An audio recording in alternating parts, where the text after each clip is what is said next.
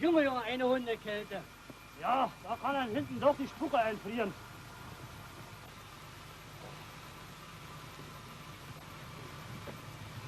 Da kommt Emil, der taustet dir auf.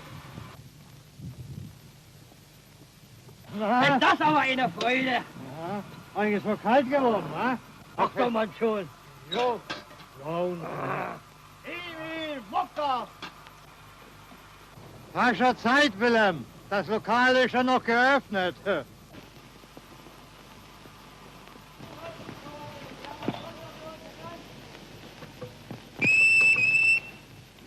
So, da kommst du auch ran.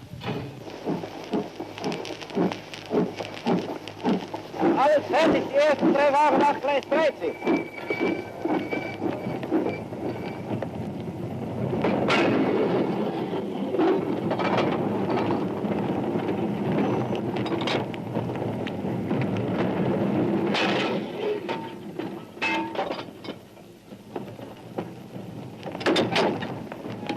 Gleis 13!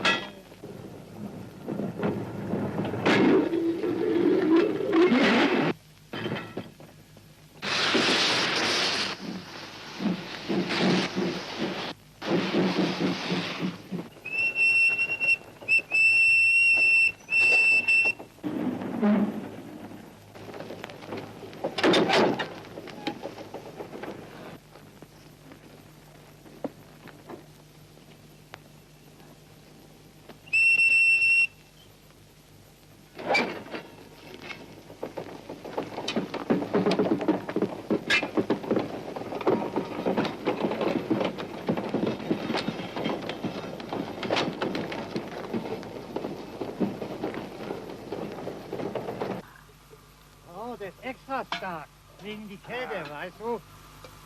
Da ist es schon wieder soweit. Signal steht. Ja, dann müssen wir los. Ah, schön. Bitteschön, bitteschön. Stell mal hin, stell mal hin.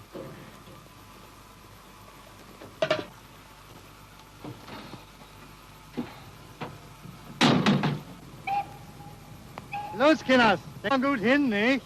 Wie spät hast du? 7:32 Uhr.